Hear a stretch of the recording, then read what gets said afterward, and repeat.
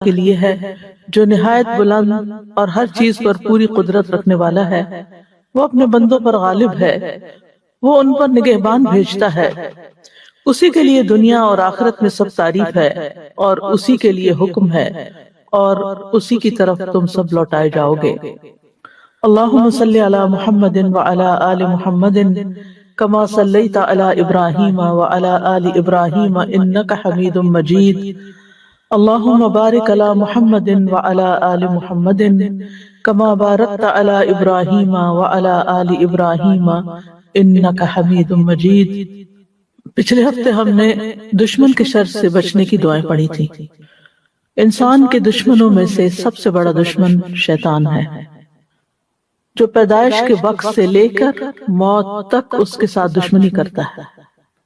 جب انسان پیدا ہوتا ہے تو وہ اس کو چھو کر رلاتا ہے، اور جب انسان کی جان نکل رہی ہوتی ہے تو وہ اس کے سامنے آ کر اس کو بہکانے کی کوشش کرتا ہے، گمراہ کرتا ہے۔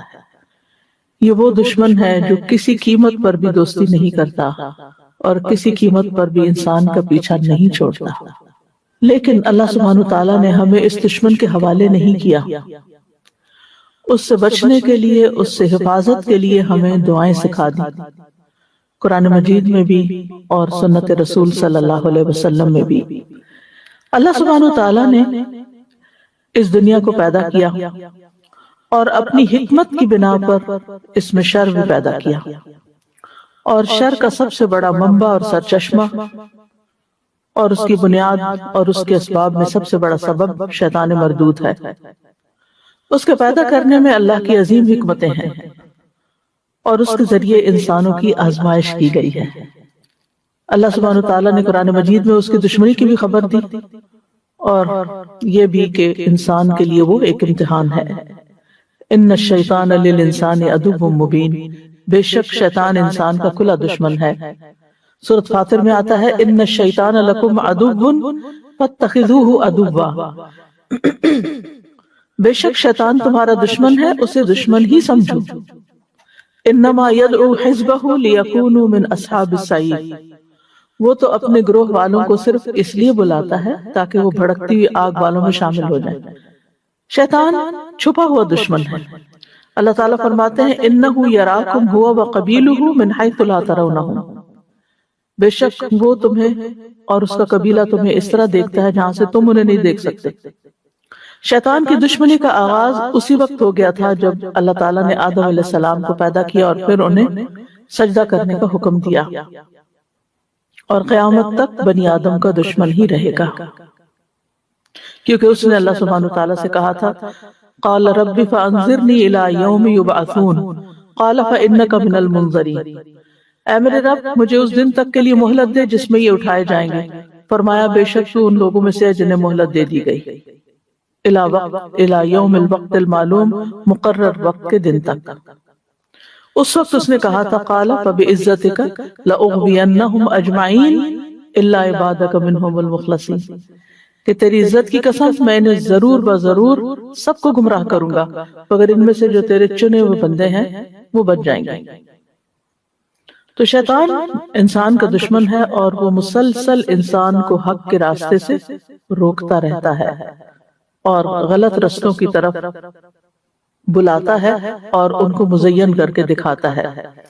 انسان کو اپنی زندگی میں مختلف طرح کے تجربات پیش آتے رہتے ہیں شیطان سے، جن میں شیطان انسان کو بہکاتا ہے، اور اس میں سب سے پہلا کام وہ یہ کرتا ہے کہ وہ اس کی سوچ کو منفی کرتا ہے، اس کی سوچ کو صحیح رخ سے ہٹا کر غلط رخ پہ ڈال دیتا ہے۔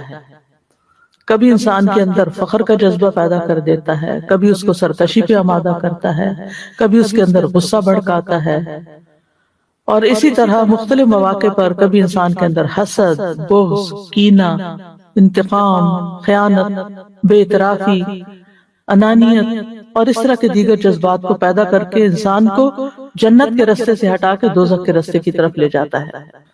انسان ویسے تو شیطان کے مقابلے میں کمزور ہے، لیکن اللہ کی مدد اگر انسان کے ساتھ ہو تو شیطان اس کے سامنے کچھ بھی نہیں۔ اللہ کی مدد کے ساتھ انسان شیطان پر قابو پا لیتا ہے۔ اس لیے انسان کو ہر وقت چوکنا بھی رہنا چاہیے کہ شیطان اس پر غالب نہ آئے، اور اس کے ساتھ ساتھ جو ہی کوئی برا خیال آئے، کوئی منفی خیال آئے، تو فوراً تعوذ کے کلمات پڑھ کر اللہ تعالیٰ سے مدد لے۔ اگر وہ ایسا کرے گا تو اللہ تعالیٰ کا وعدہ ہے کہ وہ اس کو پناہ دے گا، اور وہ شیطان، وہ ذکر اس کے لیے شیطان کے مقابلے میں ایک مضبوط قلعہ بن جائے گا، اور اس میں انسان محفوظ ہو جائے گا۔ تو انسان جب شیطان کا وسوسہ قبول نہیں کرتا، اور شیطان اللہ کے یعنی شیطان سے بچنے کے لیے انسان اللہ تعالیٰ کی پناہ لے لیتا ہے، تو نہ صرف یہ کہ اللہ تعالیٰ انسان کو شیطان سے محفوظ رکھتا ہے، بلکہ انسان کو نیکی کی توفیق بھی دیتا ہے، اور اس کے ایمان کو اور زیادہ طاقتور بنا دیتا ہے، اور اس کے راستے مزید روشن ہو جاتے ہیں۔ تو اس لیے نجات کا کوئی راستہ نہیں مگر یہ کہ انسان اپنے دشمن سے بچنے کے لیے اللہ کی پناہ لے، اللہ تعالیٰ کی طرف متوجہ ہو۔ اور اسی کے لیے اللہ سبحانہ وتعالیٰ نے ہمیں قرآن مجید میں دعا بھی سکھائی ہے۔ ارشاد باری تعالیٰ ہے، اور آپ کہیے کہ اے میرے رب، میں شیطانوں کی اکساہٹوں سے تیری پناہ میں آتا ہوں، اور اے میرے رب، میں اس سے بھی تیری پناہ میں آتا ہوں کہ وہ میرے پاس آئیں۔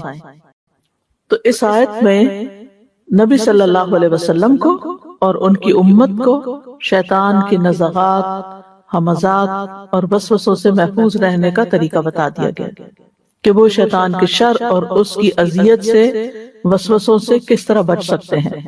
یعنی نہ صرف یہ کہ وہ اس سے پناہ مانگے کہ شیطان ان کو کوئی تکلیف نہ دے، بلکہ اس سے بھی کہ وہ ہمارے پاس بھی پھٹکے، اس کے قریب آنے سے بھی پناہ مانگی گئی۔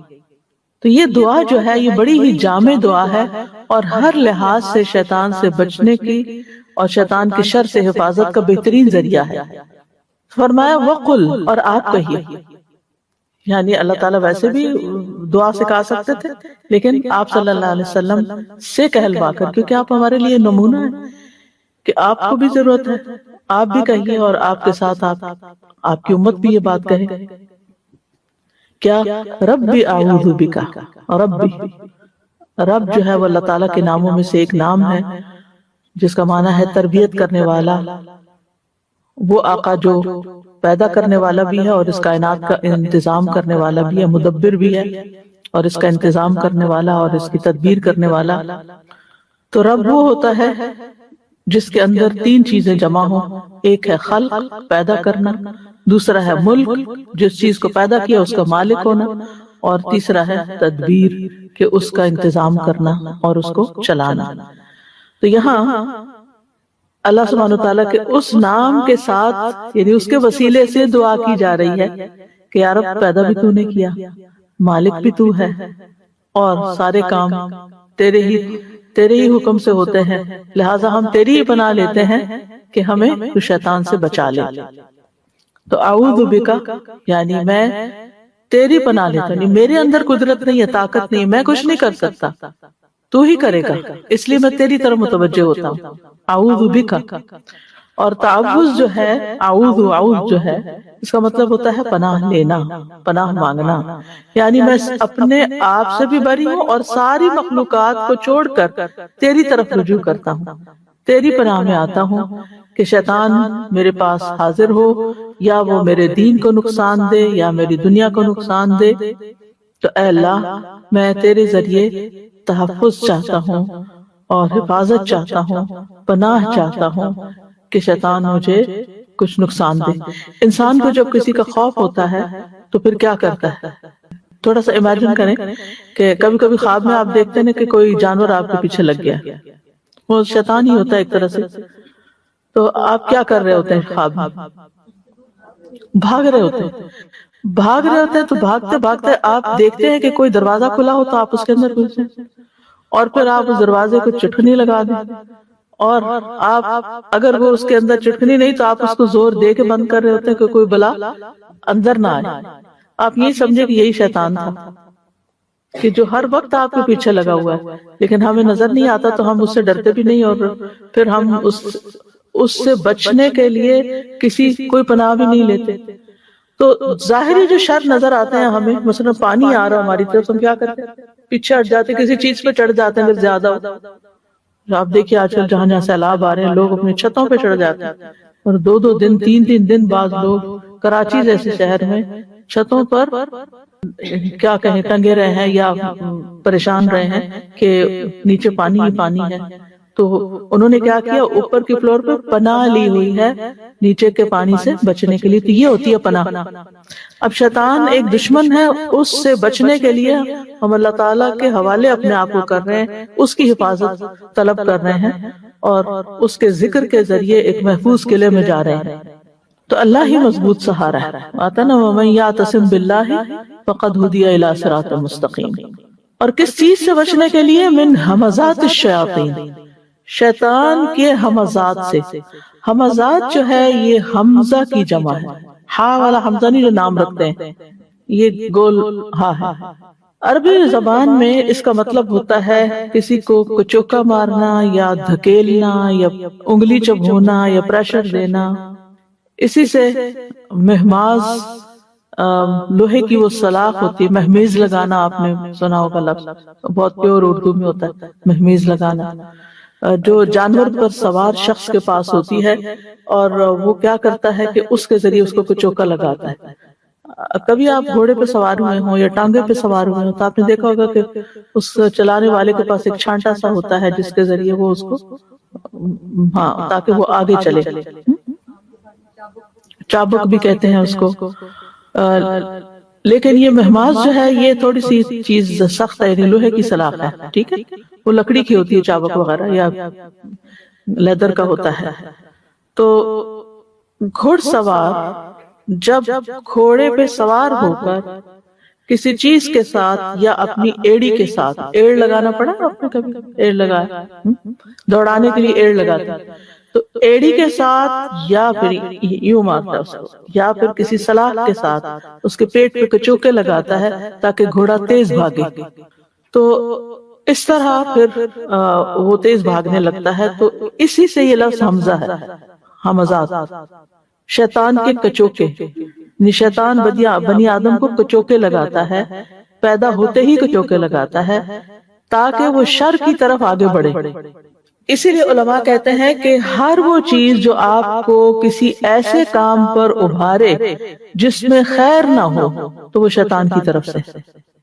یعنی اگر آپ کو کسی بھی ایسی چیز کے کرنے کا شوق پیدا ہو رہا ہے جس میں کوئی خیر نہیں, تو یہ دراصل شیطان نے آپ کو اس کی طرف پش کیا ہوا ہے. اس نے آپ کو یہ چیز یعنی ادھر آپ کو ڈال دیا کہ یہ کرو یہ کرو یہ کرو, اس کو خوشنما بنا دیا, اس کا خیال بار بار آپ کے دل میں ڈالا. آپ دیکھیں یہ زندگی بڑی قیمتی ہے, یہ وقت بھی بڑا قیمتی ہے, اس کو ہم گنوا نہیں سکتے. وقت کہتے ہیں ٹائم از منی. تو ہم کام پہ ہوتے ہیں تو ہمیں ٹائم منی نظر آ رہا تھا, لیکن جہاں ٹائم کے عوض ہمیں کچھ پیسے نہیں مل رہے ہوتے تو ہم بعض اوقات ریلیکس کرنے کے بہانے اور کسی اور بالکل لغویات میں, بیکار کی باتوں میں اور فضول چیزوں میں اپنے آپ کو مصروف کر دیتے ہیں. اور ہم کہتے ہیں ہم ریلیکس ہے, می ٹائم ہے, میں جو چاہوں کروں. کبھی کچھ لگا کے دیکھنے لگتے ہیں جس کے دیکھنے کا کوئی فائدہ نہیں, کوئی فائدہ نہیں. ہر بیکار, بے فائدہ یا غلط چیز کی طرف اور وقت ٹائم ویسٹنگ کی طرف شیطان لے جاتا ہے.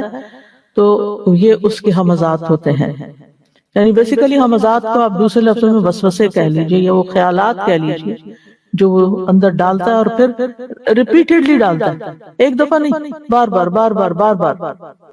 اور اسی طرح یعنی کہ بیکار کاموں کی طرف بھی لے جاتا ہے اور ممنوع چیزوں کی طرف بھی لے جاتا ہے. اسی لیے نبی صلی اللہ علیہ وسلم کو یہ سکھایا گیا کہ رب اعوذ بک من ہمزات الشیاطین واعوذ بک رب ان یحضرون.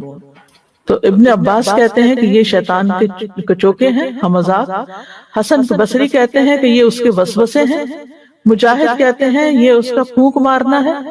اور اہل معانی کہتے ہیں کہ یہ ان کا بہکا کر نافرمانیوں کی طرف دھکیلنا ہے. جیسے گھوڑے کو ایڑ لگائی جاتی ہے کہ دوڑے اس طرف, تو اسی طرح شیطان بھی پیچھا کرتا رہتا ہے انسان کا تاکہ نافرمانی کی طرف چلے جائے. اور پھر یہاں آپ دیکھیے آیت میں من ہمزات الشیاطین کہا گیا, شیطان نہیں کہا گیا. ایک نہیں کئی ایک ہے, بہت سارے ہیں.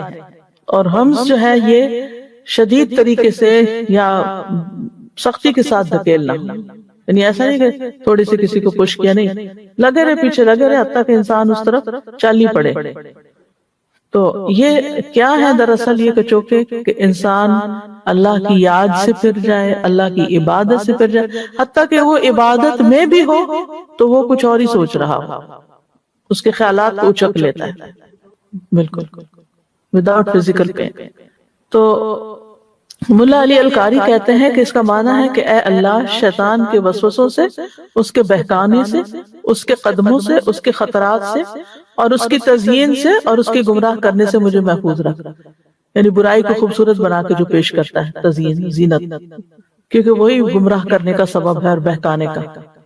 اور یہاں ہمزات جمع لایا گیا ہے، اس سے یہ پتہ چلتا ہے کہ یہ بہت زیادہ وسوسے بہت زیادہ ہوتے ہیں، اس کے وسپرز ایک آدمی ہوتے ہیں، وہ کنٹینیوسلی ہوتے ہیں۔ اور پھر نبی صلی اللہ علیہ وسلم شیطان کے ہر طرح کے شر سے پناہ مانگتے تھے، جس میں آپ پڑھتے تھے اعوذ باللہ من الشیطان الرجیم من ہمزہ ونفخہ ونفثہ، اور پھر ان کی بھی آگے مزید وضاحت ہے۔ نفخ جو ہے پھونک کو کہتے ہیں، فَإِذَا نُفِخَ فِي الصُّورِ، کیا ترجمہ کرتے ہیں آپ؟ جب سور میں پھونک مار دی جائے گی۔ تو یہ جو نفخہ ہے نا، یہ شیطان کی پھونک ہے جس کی وجہ سے انسان کے اندر غرور و تکبر پیدا ہو جاتا ہے، اس کی انا بڑک اٹھتی ہے۔ انسان جیسے دم کرتا ہے نا، آپ تو پھونک مارتے ہیں نا، تو اسی طرح شیطان بھی پھونک مارتے ہیں انسان کے اوپر، اور جب وہ ایسی پھونک مارتے ہیں کہ جس سے انسان کو انسان اپنے یعنی سیلف سے کہتے ہیں نا کہ سیلف پریز یا اپنی ذات کا شدائی ہو جاتا ہے، یعنی خود غرض، سیلفش کہہ لیں، سیلف سینٹرڈ، سیلفش، یعنی اس کو پھر کسی کی پرواہ نہیں ہوتی، کسی کی اس کو کسی کا احساس نہیں ہوتا، کسی کی اس کو کوئی کسی کے لیے وہ کچھ نہیں کر پاتا، اس کو بس اپنا ہی آپ ہوتا ہے۔ اسی لیے آپ دیکھیں کہ ایسے لوگ جو سیلف سینٹرڈ ہوتے ہیں نا، وہ لوگوں کو تو بڑی بڑی باتیں کر لیں گے، لیکن اگر آپ ان کو چھوٹی سی بھی کوئی نصیحت کر لیں تو بھڑک اٹھتے ہیں، قبول کرنے کو تیار نہیں ہوتے۔ ہاں ہم سچے ہیں، سب دنیا غلط ہے، ٹھیک ہے۔ تو دوسروں سے کچھ نہیں سننا چاہتے، کیونکہ ان کے اندر شیطان نے اتنا کبر اور اتنا غرور بھر دیا ہوا ہے، دے آر فل، اور اپنے بارے میں ایسا خیال رکھتے ہیں کہ جیسے وہ ہر نصیحت سے بالا ہے، کہ انہیں کوئی کچھ نہ کہے۔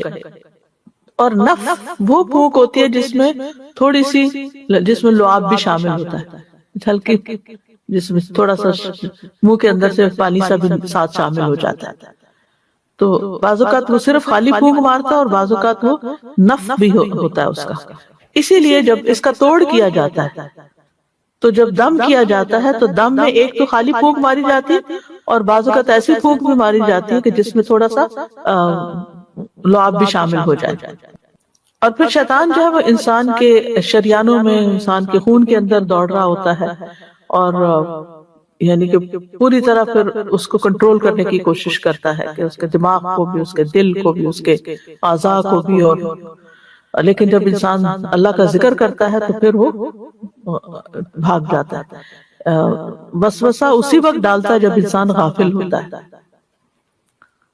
اب یہ جو وسوسہ ڈالتا ہے، اس میں سب سے پہلا اٹیک وہ انسان کے ایمان پہ کرتا ہے۔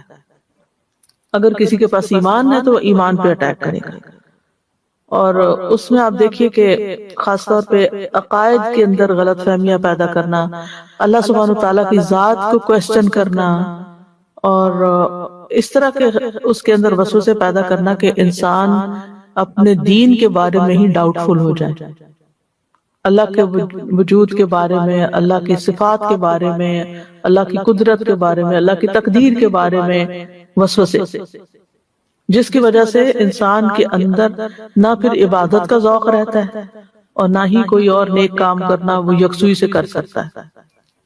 پھر اسی طرح یہ ہے کہ جب اس کو اس پہ قدرت نہیں ہوتی کہ اس کو شرک کی طرف لے جائے یا کفر کی طرف لے جائے، تو پھر وہ اس کو نافرمانیوں پہ اکساتا ہے، اور جب انسان نافرمانیوں سے رکتا ہے اور اس پہ قدرت حاصل نہیں ہوتی تو اسے نیکیاں کرنے سے روک دیتا ہے۔ آج ہی کو مجھ سے کہہ رہا تھا کہ انہوں نے اپنے بردر سے کہا کہ چلے عمرے پہ چلتے ہیں، تو انہوں نے کہا کہ تم لوگوں کو ضرورت ہے، میں نے کبھی کوئی گناہ نہیں کیا اس لیے مجھے عمرے کی ضرورت نہیں ہے۔ اب آپ دیکھیے کہ کیا صرف گناہ گار عمرہ کرتے ہیں؟ سوچنے کی بات، یہ خیال کس نے ان کے دل میں ڈال دیا؟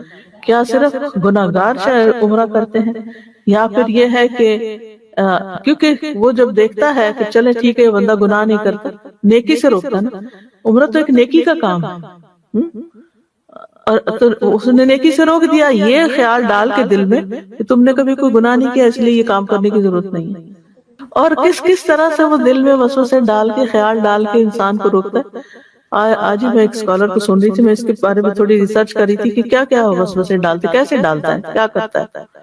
ایکسپیرینس تو سبھی کو ہوتا ہے، لیکن ہمیں سمجھ نہیں آتی کہ یہ شیطان کا وسوسہ ہے یا ویسے ہمیں خیال آ رہا ہے، تو ہم اس کو اتنا سیریسلی نہیں لیتے اور پھر اگنور کر دیتے ہیں اور بات ختم ہو جاتی ہے۔ تو کہتے ہیں کہ بعض لوگوں کی جو نفسیاتی بیماریاں بن جاتی ہیں، فوبیاز ہوتے ہیں، اس کے پیچھے بھی شیطان کے وسوسے ہوتے ہیں۔ ایک خیال کتنی دفعہ ڈالتا ہے کہ وہ دماغ خراب ہونے لگتا ہے انسان کا۔ اور کہتے کہ ایک شخص کو شاید وہ ملے یا ان کے پاس آیا تو شیطان نے اس کے دل میں ڈالا کہ تم مسجد سے نکلو گے تو تمہارے سر پہ پتھر آ کے لگے گا اور تم مر جاؤ گے۔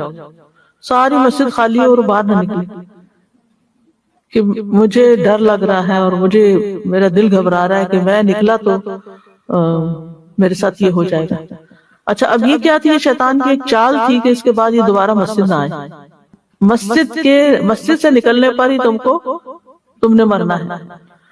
اسی طرح انسان بعض اوقات کوئی خیر کا کام کرنا چاہتا ہے اور اس کے دل میں ایسے وسوسے ڈالتا ہے کہ وہ اس سے رک ہی جاتا ہے۔ بہتر ہے مثلا آپ نے کہیں جانا ہے کسی اچھے کام پہ، پتہ نہیں کہیں راستے میں ایکسیڈنٹ نہ ہو جائے، پتہ نہیں یہ نہ ہو جائے، آج میرا دل کچھ خراب ہو رہا ہے۔ یہ دل کس نے خراب کیا؟ شیطان ہی ہوتا ہے جو وسوسے ڈال کے دل بھی خراب کرتا ہے، کیونکہ شیطان انسان کا دشمن ہے، وہ انسان کو غمگین کرنا چاہتا ہے، یعنی شیطان انسان کو پریشان کرتا ہے۔ تو یہ جو وسوسے ہوتے ہیں ان کے ذریعے پریشانی بھی پھیلاتا ہے، غمگین بھی کرتا ہے، اور اسی طریقے سے پھر وہ پھیر کے انسان کو نیکی کے کام سے روک دیتا ہے۔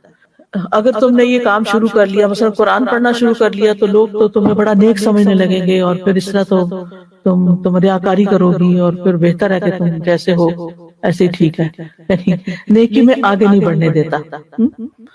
اور پھر بعض اوقات واقعی ریاکاری کروا کے نیکیاں ضائع کروا دیتا ہے، یعنی آپ اس کے کہنے سے عبادت سے بھی نہیں رکے، آپ اس کے کہنے سے نافرمانی میں بھی نہیں پڑے، اب آپ ایک محتاج زندگی بسر کر رہے ہیں اللہ کی رضا کے لیے۔ اب وہ آ کے کیا کرے گا کہ آپ کے دل میں خیال ڈالے گا نف تم تو اتنے نیک ہو، اور پھر جب وہ دل میں یہ بھر جاتا ہے، انسان بھرا ہوتا ہے اس خیال سے، پھر اگر کوئی ذرا بھی اس پہ شک کرے کہ نیک نہیں، تو وہ کیا کرتا ہے، کوئی ایسی اپنی نیکی بیان کرنا شروع کر دیتا ہے کہ دوسروں کو یقین آ جائے کہ یہ واقعی نیک ہے۔ لہٰذا اس سے کیا نقصان ہوتا ہے کہ انسان دکھاوا کر بیٹھتا ہے اور اس طرح اس کی نیکی ضائع کروا دیتا ہے۔ اور پھر اگر انسان ان ساری چیزوں سے بچ جائے تو اس کے اندر خود پسندی ڈال دیتا ہے کہ انسان پھر بہت سیلف سینٹر ہو جاتا ہے اور بہت اپنے آپ کو بڑی چیز سمجھنا شروع کر دیتا ہے۔ اور پھر جب وہ اپنے آپ کو بہت اچھا سمجھتا ہے تو ہر دوسرے کو وہ کیا سمجھتا ہے، گناہگار یا برا، یا یعنی کوئی نہ کوئی اس کے اندر اس کو عیب دکھاتا ہے۔ دیکھو وہ فلاں ایسے کر رہا، تم تو ایسے نہیں، فلاں یہ کر رہا تم ایسے نہیں، فلاں ایسے کر رہا تم ایسے نہیں۔ لہٰذا نتیجہ کیا ہوتا ہے کہ انسان ہر ایک کو برا سمجھتا ہے اور اپنے آپ کو نیک سمجھتا ہے، لہٰذا نیکی کی رسم رکاوٹ بن جاتی ہے چیز۔ جب الٹ ہوتا ہے نا اس کے کہ انسان سوچتا ہے کہ سارے مجھ سے اچھے ہیں اور میری نیکیاں کم ہیں، تو پھر اس کا کیا نتیجہ ہوتا ہے؟ نیکیوں میں وہ دوڑ لگتی ہے کیونکہ سارے آگے نکلے جا رہے ہیں، میں پیچھے رہ گیا ہوں۔ اور اگر وائس ورثہ ہو کہ سارے ہی گناہ گار ہیں اور میں نیک ہوں، تو پھر آپ آگے نہیں بڑھتے۔ آپ کچھ کہنا چاہتے ہیں؟ تو یہاں پر شیاطین کا لفظ استعمال ہوا ہے، اور شیطان کا لفظ جو ہے نا یہ شطنہ سے مشتق ہے۔ شطنہ کا معنی ہوتا ہے تو دور چلے جانا، یعنی اپنے فسق و فجور کی وجہ سے ہر خیر کے کام سے دور ہے وہ۔ وَأَعُوذُ بِكَ رَبِّ أَن يَحْضُرُونِ، اور اے میرے رب میں تیری پناہ چاہتا ہوں کہ ان میں سے کوئی میرے دینی یا دنیاوی معاملے میں میرے پاس بھی آئے، تو ہی مجھے بچانے پہ قادر ہے۔ تو شیطان جو ہے انسان کے ہر کام میں انٹرفیئر کرتا ہے، کھانا ہو، پینا ہو، سونا ہو، گھر سے نکلنا ہو، گھر میں واپس لوٹنا ہو، کسی سے میل ملاقات ہو، یعنی ہر چیز کے اندر اس نے مداخلت کرنی ہے۔ اور ان میں سے سب سے خاص موقع جس پہ شیطان بہت زیادہ توجہ کرتا ہے وہ موت کا وقت ہے، کہ ساری زندگی تو میرے قابو نہیں آیا، جاتے جاتے اس کو بہکا دوں۔ تو حسن خاتمہ کی دعا کرنی چاہیے انسان کو ہمیشہ، اور اس دعا میں 2 بار ربوبیت کے وسیلے سے دعا کی گئی ہے، وَأَعُوذُ بِكَ رَبِّ أَن يَحْضُرُونِ، کیونکہ رب کے بغیر کوئی ہمیں پناہ نہیں دے سکتا، کوئی اس دشمن سے نہیں بچا سکتا۔ تو یہ بہت ہی جامع دعا ہے، اور اس میں ہر قسم کے شر اور ہر قسم کی شیطان کی برائی سے پناہ مانگی گئی ہے، اور اگر یہ قبول ہو جائے تو انسان ہر شر سے محفوظ ہو سکتا ہے۔ اس سے بھی پتہ چلتا ہے کہ انسان کو یہ دعا مانگتے رہنا چاہیے۔ رسول اللہ صلی اللہ علیہ وسلم نے فرمایا، اللہ تعالیٰ فرماتا ہے میرا بندہ اگر مجھ سے مانگتا ہے تو میں اسے دیتا ہوں، اور اگر وہ کسی دشمن یا شیطان سے میری پناہ مانگتا ہے تو میں اسے محفوظ رکھتا ہوں۔ شیطان کو گالی گلوچ نہیں کرنا چاہیے، اس کا کوئی فائدہ نہیں، اس سے وہ خوش ہوتا ہے۔ اس کے مقابلے میں بس اللہ کی مدد مانگنی چاہیے۔ یعنی حدیث میں آتا ہے تم شیطان کو برا بھلا مت کہو، بلکہ اس کے شر سے اللہ کی پناہ طلب کرو، اور ہر چیز سے پناہ دینے والا اللہ ہی ہے، ہر شر سے۔ پھر یہ کہ دعا میں عاجزی اختیار کرنے میں انسان کو مبالغہ کرنا چاہیے، ربی ربی کہہ کر انسان کو اپنے آپ کو اللہ کے آگے جھکا دینا چاہیے۔ اور شیطان کا خطرہ جو ہے یہ سب سے بڑا خطرہ ہے اور سب سے بڑا دشمن ہے، اور اس کے بہکاوے ہیں اور چالیں ہیں، کفر اور شرک کا ارتکاب کراتا ہے، صراط مستقیم سے روکتا ہے، اللہ کی نافرمانی کے کام کرواتا ہے انسان سے، حلال حرام کے معاملے میں بندوں کو گمراہ کرتا ہے، برے کام مزین کر کے دکھاتا ہے، وَزَيَّنَ لَهُمُ الشَّيْطَانُ مَا كَانُوا يَعْمَلُونَ، یعنی فطرتاً انسان برائی سے نفرت کرتا ہے، یعنی اللہ نے انسان کی فطرت سلیم رکھی ہے تو اس اور خیر اور شر کی پہچان بھی رکھی، لیکن شیطان برائی کو خوبصورت بنا دیتا ہے، لہذا وہ اس کی طرف چل پڑتا ہے۔ پھر اسی طرح دین میں نئے نئے فتنے پیدا کر دیتا ہے، نئی نئی بحثیں چھیڑ دیتا ہے۔ اب دیکھیں تاریخ ہماری بھری ہوئی ہے اس سے، کبھی تقدیر کے مسئلے میں بحثیں چل رہی ہیں، اور کبھی قرآن مجید کے بارے میں جو مسئلہ خلق قرآن اٹھ کھڑا ہوا، کبھی کچھ اور۔ پھر اسی طرح انسان جب نیکی کے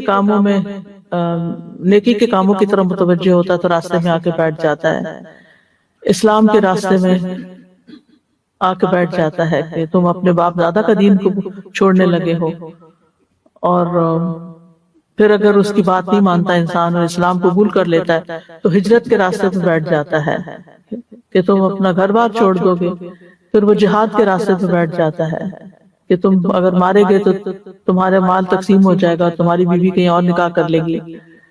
تو بہرحال شیطان انسان کے ہر کام میں شامل ہو جاتا ہے۔ نبی صلی اللہ علیہ وسلم نے فرمایا بے شک شیطان تم میں سے ہر ایک آدمی کے پاس اس کے ہر کام کے وقت موجود رہتا ہے، یہاں تک کہ اس آدمی کے کھانے کے وقت بھی اس کے پاس موجود ہوتا ہے، لہذا جب تم میں سے کسی کا لقمہ گر جائے تو اسے چاہیے کہ اس کی گندگی صاف کر کے اسے کھا لے اور اس کو شیطان کے لیے نہ چھوڑے۔ یعنی شیطان تو چاہتا ہے کہ انسان کا نقصان ہو، تو انسان اپنا نقصان نہ کرے، اور جب کھانا کھا لے تو انسان اپنی انگلیاں چاٹ لے، کیونکہ انسان نہیں جانتا کہ برکت اس کے کھانے کے کس حصے میں ہے۔ پھر اسی طرح یہ کہ شیطان جو ہے وہ آپس میں بغض اور عداوت پیدا کرتا ہے لوگوں کے درمیان۔ اس کا تخت پانی پر ہے، اور وہ ابلیس کا تخت جو ہے پانی پر ہے، اور وہ وہاں سے اپنے لشکر روانہ کرتا ہے انسانوں میں پھوٹ ڈالنے کے لیے، اور ان میں سب سے بڑا وہی قرار پاتا ہے جو سب سے زیادہ فتنہ ڈال کے آتا ہے، خاص طور پر میاں بیوی کے درمیان لڑائی جھگڑا ڈلواتا ہے، پھر غصہ دلاتا ہے۔ غصہ تو ہے ہی شیطان کی طرف سے۔ اب دیکھیں کہ کچھ لوگوں کو تو بہت زیادہ غصہ آتا ہے اور بیماری بن جاتی ہے وہ غصہ، اور وہ یہ ایکسکیوز لیتے رہتے ہیں کہ بیماری ہے اس لیے اس شخص کو اتنا غصہ آتا ہے، لیکن یہ کہ اس کا کوئی بھی اور علاج ہو سکتا ہے، لیکن اس کے ساتھ ساتھ روحانی علاج کرنا ضروری ہوتا ہے۔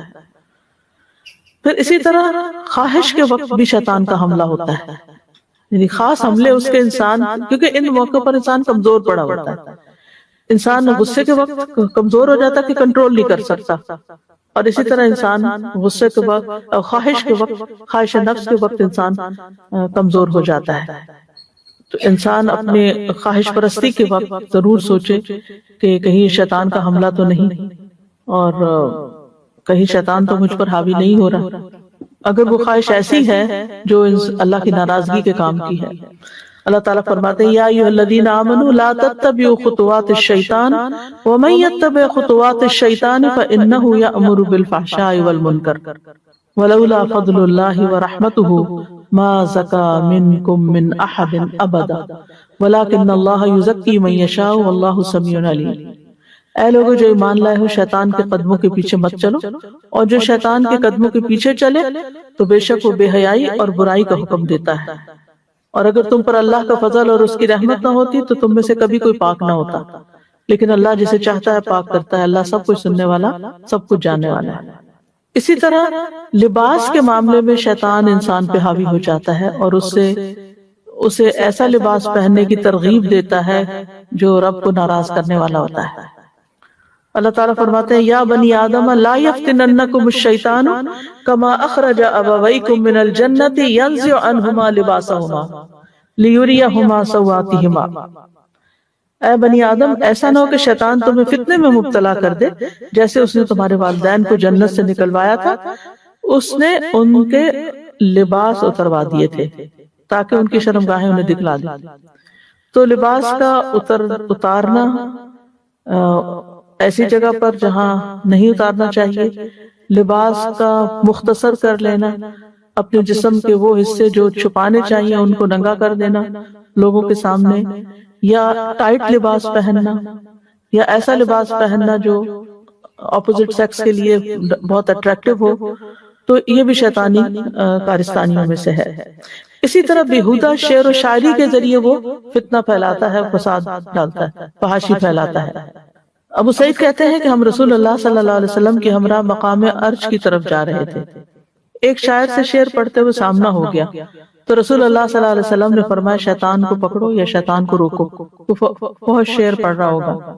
آدمی کا پیٹ پیپ سے بھر جائے یہ اس کے لیے زیادہ بہتر ہے کہ وہ شعر کے ساتھ بھرے، یعنی ایسے فضول شعر یا ایسے سانگز یا ایسی چیزیں یاد کر لے کہ جو فحاشی پر مبنی ہو. پھر اسی طرح فضول خرچی کرواتا ہے، یعنی مال کو غلط راستے پر ضائع کرواتا ہے. کیونکہ انسان کیا چاہتا ہے کہ انسان بہت محنت سے مال کماتا ہے اور محنت سے کمایا ہوا مال وہ رائے گاں کرواتا ہے. اللہ تعالیٰ فرماتے ہیں وَآتِ ذَا الْقُرْبَى حَقَّهُ وَالْمِسْكِينَ وَابْنَ السَّبِيلِ وَلَا تُبَذِّرْ تَبْذِيرًا إِنَّ الْمُبَذِّرِينَ كَانُوا إِخْوَانَ الشَّيَاطِينِ وَكَانَ الشَّيْطَانُ لِرَبِّهِ كَفُورًا. اور رشتہ دار کو اس کا حق دو، اور مسکین اور مسافر کو حق دو، اور فضول خرچی نہ کرو، کیونکہ فضول خرچی کرنے والے شیطانوں کے بھائی ہیں اور شیطان اپنے رب کا ناشکرا ہے. پھر شیطان کا ایک کام ہے سستی اور کسل مندی پیدا کرنا، جیسے نماز میں جمائیاں لینا.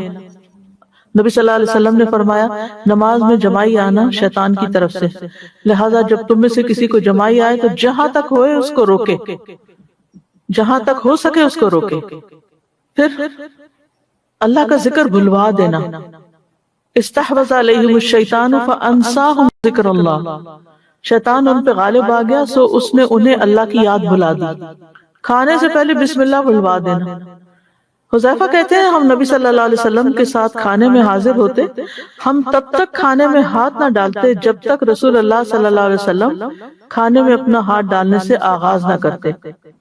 ایک مرتبہ ہم آپ کے ساتھ کھانے میں شریک ہوئے کہ ایک چھوٹی سی بچی آئی، گویا اسے دھکیلا جا رہا تھا. اس نے آگے بڑھ کر اپنا ہاتھ کھانے میں ڈالنا چاہا تو رسول اللہ صلی اللہ علیہ وسلم نے اس کا ہاتھ پکڑ لیا. پھر ایک بدوی آیا، گویا کہ اسے بھی دھکیلا جا رہا تھا، آپ نے اس کا ہاتھ بھی پکڑ لیا. پھر فرمایا بے شک جس کھانے پر اللہ کا نام نہ لیا گیا وہ شیطان اسے اپنے لیے حلال سمجھتا ہے. شیطان اس بچی کو لایا کہ وہ اپنے لیے کھانا حلال کرے تو میں نے بچی کا ہاتھ پکڑ لیا. شیطان اس بدوی کو لایا کہ اس کے ذریعے اپنا کھانا حلال کرے تو میں نے اس کا بھی ہاتھ پکڑ لیا. اس ذات کی قسم جس کے ہاتھ میں میری جان ہے، شیطان کا ہاتھ اس بچی کے ہاتھ کے ساتھ میرے ہاتھ میں ہے تو میں نے اس کو پکڑا ہوا ہے. آپ نے دیکھا ہوگا بچے آپ کھانا لگا کے رکھتے، بچے کھیلتے ہوئے آتے، بھاگتے دوڑتے اور آ کے اس میں سے کچھ لیا بغیر بسم اللہ پڑھے، منہ میں ڈالا یا نہ ڈالا، چل دیے، اچکتے ہیں کھانا اس طرح کچھ نہ کچھ. آپ ان کو سمجھائیں کھانا لینا ہے یا کوئی چیز لینی ہے، بسم اللہ پڑھیں اور لے لیں، بسم اللہ کے بغیر نہ لیں۔ اسی طرح نعمتوں پہ مغرور ہونا، فخر کرنا، بندوں پہ تکبر کرنا۔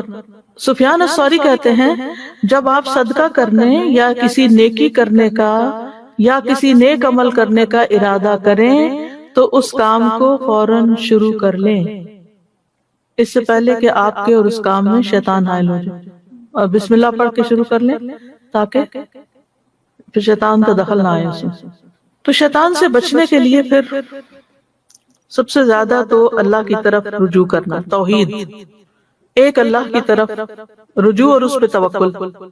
وہب بن منبہ کہتے ہیں شیطان کے لیے سمجھدار مومن کی تدبیر سے زیادہ پہاڑ کو چٹان چٹان کر کے اور پتھر پتھر کر کے ختم کرنا زیادہ آسان ہے۔ یعنی شیطان کے لیے سمجھدار مومن کی تدبیر جو ہے اس کو وہ ختم نہیں کر سکتا، اس کے مقابلے میں پہاڑ توڑ لے، ٹکڑے ٹکڑے کر دے، وہ اس کے لیے آسان ہے۔ سمجھدار مومن یعنی شیطان کی شر سے اس طرح بچتا ہے اللہ کی حفاظت کے ساتھ، کیونکہ جب کوئی شخص مومن، عاقل اور سمجھدار ہو تو وہ شیطان کے لیے پہاڑ سے بھی زیادہ بھاری اور لوہے سے زیادہ سخت ہے۔ رسول اللہ صلی اللہ علیہ وسلم نے فرمایا مومن اپنے شیطان کو اس طرح تھکا دیتا ہے جس طرح تم میں سے ایک آدمی سفر میں اپنے اونٹ کو تھکا دیتا ہے، وہ تھک جاتا ہے، مومن اس کو اپنے اوپر غالب نہیں آنے دیتا۔ اس کے لیے کیا ہے؟ نیک اعمال اور عبادت کو لازم کر لینا اور برائیوں سے بچنا، کثرت سے اللہ کا ذکر کرنا۔ حدیث میں آتا ہے جب تک بندہ اللہ کے ذکر میں مصروف رہتا ہے شیطان کے حملوں سے محفوظ ایک مضبوط قلعے میں ہوتا ہے۔ ابن قیم کہتے ہیں ذکر کرنے والا قلعے میں ہوتا ہے، ذکر کے قلعے میں ہوتا ہے، جب وہ غافل ہوتا ہے تو قلعے کو کھول دیتا ہے تو دشمن اس میں داخل ہو جاتا ہے، یا تو وہ دل میں ہی ٹھہر جاتا ہے یا دل سے نکالنا مشکل ہو جاتا ہے۔ کیونکہ ایک دفعہ آپ غفلت میں پڑتے ہیں نا، پھر سستی، اور اچھا ابھی کر لیتے ہیں، کر لیں گے، ہو جائے گا، اور اچھا بھلے نیکی کے کام کو کتنی تاخیر سے کرتے ہیں۔ نماز کا ہی دیکھ لیں، اگر آپ وقت پہ پڑھ لیں تو پڑھ لیں، اور اگر آپ تاخیر کرنا شروع کر دیں تو بنا لیتے ہیں یہ وجہ ہے وہ وجہ ہے، یہ اس طرح میں زیادہ یہ کام ختم کر لوں نا پھر زیادہ اچھی نماز پڑھوں۔ جب آپ تھک ہی جاتے ہیں سارے کام ختم کرتے تو پھر اچھی کہاں سے؟ اسی طرح قرآن کو تھامنا شیطان کی گمراہیوں سے بچانے کا ذریعہ ہے۔ دن کی ابتدا 3 کاموں سے کرنا، اٹھتے ہی اللہ کا ذکر، پھر وضو اور پھر نماز۔ تو رات کو شیطان جو گرہیں 3 لگاتا وہ تینوں کھل جاتی۔ اٹھتے ہی ناک جھاڑنا وضو کرتے ہوئے، نبی صلی اللہ علیہ وسلم نے فرمایا جب تم میں سے کوئی اپنی نیند سے بیدار ہو کر وضو کرے تو 3 مرتبہ ناک میں پانی ڈال کر جھاڑے، کیونکہ شیطان نے اس کی ناک کے بانسے میں رات گزاری۔ پھر ہر کام سے پہلے بسم اللہ پڑھنا۔ رسول اللہ صلی اللہ علیہ وسلم نے فرمایا جب آدمی اپنے گھر میں داخل ہوتا ہے تو وہ داخل ہوتے وقت اور کھانا کھاتے وقت اللہ کا نام لیتا ہے تو شیطان کہتا ہے آج تمہارے لیے اس گھر میں نہ رات گزارنے کی جگہ ہے نہ شام کا کھانا۔ اور جب وہ اپنے گھر میں داخل ہوتے وقت اللہ کا نام نہیں لیتا تو شیطان کہتا ہے تم نے رات گزارنے کی جگہ پا لی، اور کھانا کھاتے وقت نام نہیں لیتا تو کہتا ہے تم نے رات گزارنے کی جگہ اور شام کا کھانا بھی پا لیا۔ نبی صلی اللہ علیہ وسلم نے فرمایا تم میں سے ہر ایک دائیں ہاتھ سے کھائے، دائیں ہاتھ سے پیے، دائیں ہاتھ سے چیز لے اور دائیں ہاتھ سے دے، اس لیے کہ شیطان بائیں ہاتھ سے کھاتا ہے، بائیں ہاتھ سے پیتا ہے، بائیں ہاتھ سے چیز دیتا ہے اور بائیں ہاتھ سے ہی لیتا ہے۔ گھر کو شیطانی چیزوں سے پاک رکھنا، نبی صلی اللہ علیہ وسلم نے فرمایا گھنٹی شیطان کا باجا ہے، یعنی گھر کے اندر ایسی بیلز اور اس طرح کی یعنی جیسے سنگنگ چیزیں جو ہیں جیسے گٹار وغیرہ اور ایسی چیزیں نہیں ہونی چاہیے۔ پھر رات کی ابتدا میں بچوں کو روک لینا چاہیے، باہر نہیں نکلنے دینا چاہیے، شیاطین پھیل جاتے ہیں۔ پھر آپ نے ایک حدیث میں آتا ہے آپ نے فرمایا اللہ کا نام لے کر اپنے مشکیزوں کے منہ باندھو، اللہ کا نام لے کر برتنوں کو ڈھکو، خواہ کوئی چیز چوڑائی میں رکھ کر یعنی اوپر کوئی ایسے رکھ دو، کوئی چیز چمچ رکھ دو کچھ، اور اپنے چراغ سونے سے پہلے بجھا دیا کرو۔ اتنی چھوٹی سی بات ہے کہ سونے سے پہلے چراغ بجھا دو۔ اس زمانے میں تو چونکہ آگ کے چراغ ہوتے تو خطرہ بھی تھا، لیکن اب بھی یہ بات ثابت ہوئی ہے کہ جب تک ہم پورے اندھیرے میں نہیں ہوتے تو ہمارے جسم کے اندر وہ ہارمونز پیدا نہیں ہوتے کہ جن کی وجہ سے جسم کی پراپر مرمت ہوتی ہے اور یعنی نیند پوری ہوتی ہے، تھکاوٹ اترتی ہے۔ یعنی روشنی میں سونا جو ہے وہ مضر صحت ہے رات کے وقت۔ پھر مسلمانوں کی جماعت سے جڑے رہنا، یعنی شیطان سے بچنے کے لیے، کیونکہ اللہ کا ہاتھ جماعت پر ہے اور شیطان اس کے ساتھ ہے جو کہ جماعت سے علیحدہ اور اس کو پاؤں مار کے ہانکتا ہے۔ نبی صلی اللہ علیہ وسلم نے فرمایا جس کسی گاؤں یا بستی میں 3 فرد بھی ہوں اور ان میں نماز با جماعت کا اہتمام نہ ہو، یعنی مردوں کے لیے خاص طور پر، تو شیطان ان پہ مسلط ہو جاتا ہے، لہٰذا تم جماعت کو پکڑو۔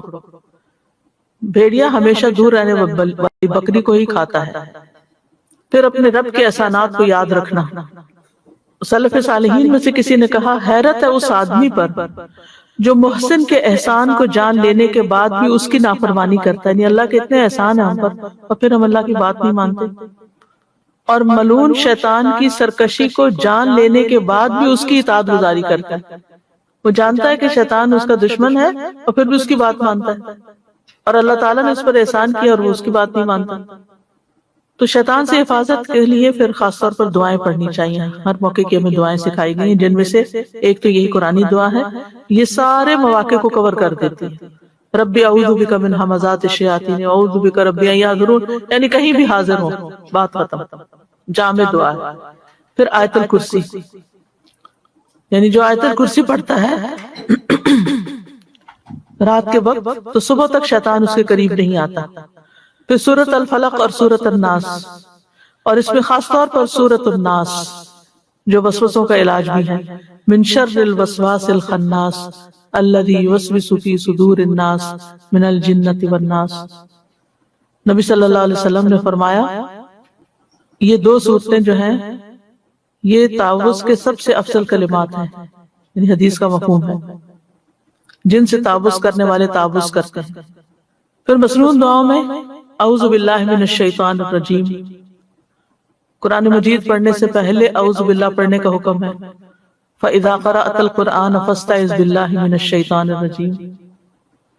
نبی صلی اللہ علیہ وسلم قرات سے پہلے اعوذ باللہ من الشیطان الرجیم پڑھتے تھے، کیونکہ قرآن ہدایت کی کتاب ہے تو شیطان سب سے زیادہ وہاں آتا ہے کہ اس کو یہ سمجھ نہ آئے یا غلط سمجھے یا اس پر عمل ہی نہ کرے یا اس کو بے دلی سے پڑھے یا اس کو سمجھنے میں اس کو مشکل پڑے۔ پھر اعوذ باللہ من الشیطان الرجیم من ہمزہ ونفخہ ونفثہ۔ نبی صلی اللہ علیہ وسلم جب نماز کے لیے کھڑے ہوتے تو پہلے دعائے استفتاح پڑھتے، جیسے سبحانک اللہم وبحمدک وتبارک اسمک، یا اور جو دعائے استفتاح ہے۔ اس کے بعد پڑھتے اعوذ باللہ من الشیطان الرجیم من ہمزہ ونفخہ ونفثہ، پھر بسم اللہ الرحمن الرحیم اور سورۃ الفاتحہ۔ پھر خاص طور پر جو لوگ شیطانی وسوسوں کا شکار ہوتے ہیں تو ان کو ضرور یہ دعائیں پڑھنی چاہیے۔ رسول اللہ صلی اللہ علیہ وسلم نے فرمایا شیطان تم میں سے کسی کے پاس آتا ہے اور اس سے کہتا ہے یہ کس نے پیدا کیا، یہ کس نے پیدا کیا، حتیٰ کہ سوال کرنے لگتا ہے کہ تیرے رب کو کس نے پیدا کیا۔ تو یہ تو ہر ایک کے ذہن میں یہ سوال ڈالتا ہے نا، لہٰذا جب یہاں تک نوبت پہنچ جائے تو اسے اللہ کی پناہ میں آنا چاہیے اور شیطانی خیال کو چھوڑ دینا چاہیے۔ پھر نماز میں وسوسے ڈالتا ہے، اذان ہوتی ہے تو بھاگ جاتا ہے، پھر نماز شروع ہوتی ہے پھر آ جاتا ہے، پھر منفی خیالات پیدا کرتا ہے، دوسروں کے بارے میں بدگمان کرتا ہے۔ تو وسوسوں کے علاج میں سب سے پہلے اللہ کی پناہ مانگیں۔ سورۃ الاعراف میں آتا ہے وَإِمَّا يَنزَغَنَّكَ مِنَ الشَّيْطَانِ نَزْغٌ فَاسْتَعِذْ بِاللَّهِ إِنَّهُ سَمِيعٌ عَلِيمٌ۔ اور اگر کبھی شیطان کی طرف سے تجھے کوئی اکساہٹ ابھار دے تو اللہ کی پناہ طلب کر، بے شک وہ سب کچھ سننے والا سب کچھ جاننے والا۔ کبھی ایسا ہوتا ہے نا آپ اریٹیٹڈ ہوتے ہیں اور بغیر کسی وجہ کے ہوتے ہیں، جو آپ سے بات کرے اسی کو آپ پڑ جاتے ہیں، دوسرے کو سمجھ نہیں آتی کیا ہوا، میرا کیا قصور ہے اس میں، وجہ کچھ اور بھی ہوتی ہے اور بعض اوقات کو خاص وجہ نہیں ہوتی، شیطان برے برے خیال ڈال کے انسان کے اندر ایسی کیفیت پیدا کر دیتا ہے بے چینی۔ تو یاد رکھیے کہ وسوسہ جب تک دل میں ہے تو پکڑ نہیں ہے، اگر ایگزیکیوٹ کرنے لگ گئے یا اس کے کوئی ریاکشن شو کیا یا زبان پہ لا کے بولا تو پھر پکڑ ہے۔ نبی صلی اللہ علیہ وسلم نے فرمایا بے شک اللہ نے میری امت کی ان باتوں سے درگزر فرمایا ہے جو دل میں اپنے آپ سے کریں، جب تک وہ ان کو زبان پر نہ لائے اور ان پر عمل نہ کریں تو اللہ تعالیٰ اسے درگزر کرتا ہے۔ ایک آدمی نبی صلی اللہ علیہ وسلم کی خدمت میں آیا اور کہنے لگا اللہ کے رسول ہمارے دل میں کچھ خیالات آتے ہیں، اور وہ اشارے کنایے سے کچھ اس طرح کہہ رہا تھا کہ ان خیالات کو زبان پر لانے کی بجائے کوئلہ ہو جانا اس سے زیادہ پسند ہے اس کو، تو آپ نے فرمایا اللہ اکبر اللہ اکبر اللہ اکبر، الحمدللہ الذی رد کیدہ الی الوسوسہ، حمد اس اللہ کی جس نے ابلیس کے مکر کو وسوسے کی طرف لٹا دیا. یعنی ابلیس ہمارے لیے اور کچھ نہیں، ہمارے اوپر مسلط نہیں ہو سکتا مگر یہ کہ دل میں اس کو اتنی چھٹی دے دی گئی کہ وہ دل میں وسوسہ ڈال دے. جب وسوسہ آئے تو اعوذ باللہ پڑھیں، اپنے دل پہ ستکاریں. خاص طور پر اگر نماز میں 3 دفعہ تعوذ پڑھ کے 3 دفعہ بائیں جانب ستکاریں، یعنی اعوذ باللہ السمیع العلیم من الشیطان الرجیم من نفخہ ونفثہ وہمزہ پڑھ کے پھر اعوذ باللہ السمیع العلیم من الشیطان الرجیم من ہمزہ ونفخہ ونفثہ، پہلے حمزہ آتا ہے پھر نفث آخر میں آتا ہے. اور پھر وہ ایک صحابی آئے، انہوں نے اپنی پریشانی کا اظہار کیا تو آپ صلی اللہ علیہ وسلم نے ان کو یہی دعا سکھائی تو وہ اس بیماری سے نجات پا گئے، مشکل آسان ہو گئی. پھر یہ ہے کہ خیالات کو جھٹک دیا کریں، دور کریں ان کو خود ذہن میں لا کے نہیں برے خیالات سوچیں، اپنے ذہن کو کسی اور کام میں مشغول کریں. جو نیورو پاتھس بنے ہوئے نا آپ کے دماغ میں، برین میں، ان کو بریک کریں اور چیزیں اس میں ڈال دیں. کیونکہ جب انسان اللہ کا ذکر کرتا ہے، اللہ کی مدد مانگتا ہے، شیطان مکھی کی طرح ہو جاتا ہے، کمزور چھوٹا سا. اب آپ دیکھیں جیسے مکھی ہوتی ہے نا، مکھی سے کیوں تشبیہ دی گئی؟ مکھی کیا کرتی ہے؟ جتنا جھٹکتے پھر آ جاتی، پھر آ جاتی، پھر آ جاتی. کیا وہ آپ کو قتل کر سکتی؟ کیا وہ آپ کو پکڑ سکتی؟ وہ کیا کر سکتی؟ شیطان بھی یہی کرتا ہے، اس کا ہم پہ زور نہیں ہوتا. پھر اسی طرح ایک اور دعا سکھائی گئی، هو الاول والآخر والظاہر والباطن وهو بكل شيء علیم. اس بارے میں ابو زمیل کہتے ہیں میں نے ابن عباس سے سوال کیا اس کیفیت کا کیا ہو جو میں اپنے سینے میں پاتا ہوں. انہوں نے پوچھا وہ کیا ہے؟ کہا میں اللہ کی قسم میں زبان پہ نہیں لا سکتا. انہوں نے کہا وہ شک و شبہ والی بات ہے. وہ ہنس دی اور بولے اس سے کسی کو نجات نہیں ملی، حتیٰ کہ اللہ تعالیٰ نے یہ آیت اتار دی فَإِن كُنْتَ فِي شَكٍّ مِّمَّا أَنزَلْنَا إِلَيْكَ فَاسْأَلِ الَّذِينَ يَقْرَؤُونَ الْكِتَابَ. پھر اگر تو یعنی پروفٹ کو کہا جائے اگر آپ اس بارے میں کسی شک میں تو جو ہم نے آپ کی طرف نازل کیا تو ان لوگوں سے پوچھ لیجئے جو آپ سے پہلے کتاب پڑھتے ہیں. یعنی شک سے کسی کو نجات نہیں ملی.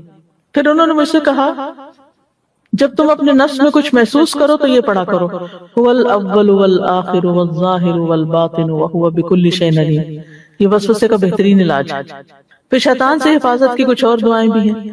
اعوذ بکلمات اللہ التامۃ من غضبہ وشر عبادہ ومن ہمزات الشیاطین وان یحضرون.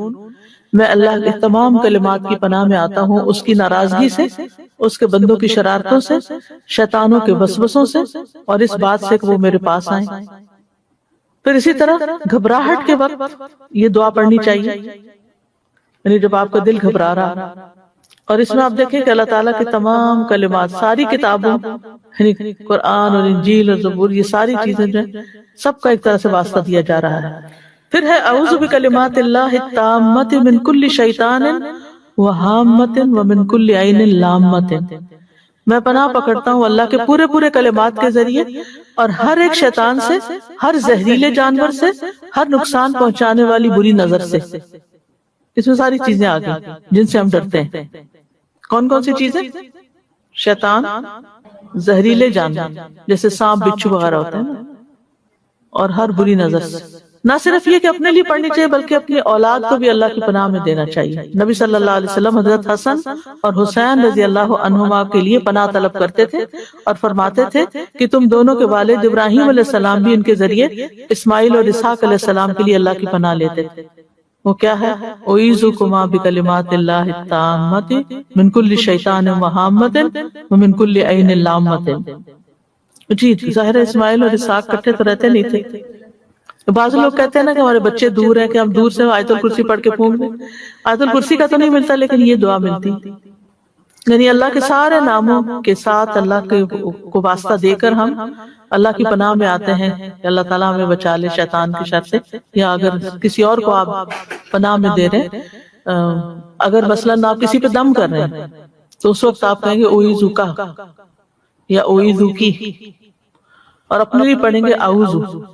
پھر یہ دعا ہے اللہم فاطر السماوات والارض عالم الغیب والشہادہ انت رب کل شیء والملائکۃ یشہدون انک لا الہ الا انت فانا نعوذ بک من شر انفسنا ومن شر الشیطان الرجیم وشرکہ وان نقترف علی انفسنا سوءا او نجرہ الی مسلم. تھوڑی سی لمبی دعا ہے لیکن صبح شام کی دعا میں مل جاتی ہے.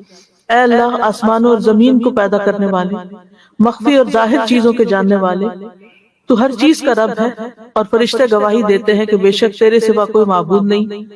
پس ہم تیری پناہ چاہتے ہیں اپنے نفسوں کے شر سے اور شیطان مردود کے شر سے، اس شرک کے شر سے، اس کے شرک کے شر سے، یعنی شیطان جو شرک پھیلاتا ہے، اور اس بات سے ہم اپنے نفسوں، اور اس بات سے بھی کہ ہم اپنے نفسوں پر کسی برائی کا ارتکاب کریں، یعنی ہم اپنے اوپر خود ظلم کریں یا کسی اور مسلمان کو اس کی طرف کھینچ لے جائیں، یعنی خود تو نہیں کرتے لیکن اوروں کو غلط راستے پہ ڈال دیں. پھر صبح شام اور بستر پہ لیٹتے وقت شیطان کے شر سے پناہ مانگنا. اللہم فاطر السماوات والارض عالم الغیب والشہادہ انت ولی فی الدنیا والآخرہ. پھر بسم اللہ وضعت جنبی اللہم اغفر لی ذنبی واخسأ شیطانی وفک رہانی وجعلنی فی الندی الاعلی. آپ کے پاس وہ ایپ ہے جس میں رات سونے کے وقت کے اذکار ہے، اس میں یہ دعا موجود ہے. اے اللہ کے نام کے ساتھ، اللہ کے نام کے ساتھ میں نے اپنا پہلو رکھا. اے اللہ میرے گناہ بخش دیجئے، میرے شیطان کو ذلیل کر دیجئے، میری قید کو کھول دیجئے اور مجھے اعلیٰ اور رفع مجلس کا ہم نشین بنائیے. اچھا کارڈ بھی ہے پرنٹ سائز کا، اوکے پرنٹ سائز کا کارڈ موجود ہے، وہ لگا دیں. پھر سوتے وقت بھی یہ پڑھ سکتے ہیں. پھر اولاد کو شیطان کے شر سے بچانے کے لیے بسم اللہ اللہم جنبنا الشیطان وجنب الشیطان ما رزقتنا. اللہ کے نام کے ساتھ شروع کرتا ہوں، اے اللہ ہمیں شیطان سے بچا اور شیطان کو اس چیز سے دور رکھ جو اس کے نتیجے میں ہمیں عطا فرمائے. پھر غصے کے وقت بیت الخلاء میں داخل ہوتے وقت کیا پڑھتے ہیں؟ اعوذ باللہ من الخبث والخبائث. کتے کے بھونکنے اور گدھے کی آواز سن کر، کیونکہ ان کو بھی شیطان نظر آتا ہے. اعوذ باللہ من الشیطان الرجیم. مسجد میں داخلے کے وقت اس سے پہلے اعوذ باللہ العظیم وبوجہہ الکریم وسلطانہ القدیم من الشیطان الرجیم. میں اللہ انتہائی عظمت والے کی، اس کی ذات کریم اور اس کے سلطان قدیم کے ساتھ پناہ لیتا ہوں شیطان مردود سے. انسان جب یہ دعا پڑھ لیتا تو ابلیس کہتا ہے یہ تو سارا دن میرے چنگل سے نکل گیا، یعنی میں مجھ سے محفوظ ہو گیا. اتنی اچھی دعا ہے.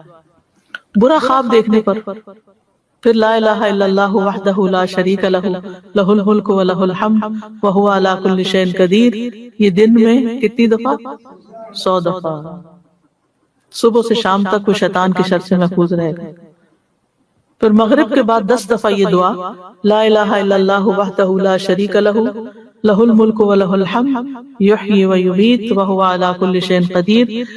رسول اللہ صلی اللہ علیہ وسلم نے فرمایا کہ مغرب کے بعد جو شخص اس کو 10 بار پڑھے گا اللہ تعالیٰ اس کی حفاظت کے لیے اسلحہ بردار فرشتے مقرر کر دیں گے جو صبح تک اس کی شیطان سے حفاظت کریں گے. تو یہ تھی شیطان سے بچنے کی دعائیں، شیطان سے حفاظت کی دعائیں. اللہ سبحانہ وتعالی ہمیں دشمن کے شر سے محفوظ رکھے اور ان تمام بری خواہشات اور ان چیزوں سے کہ جو اس کو آنے کا راستہ دیتی ہیں. وآخر دعوانا الحمد للہ رب العالمین.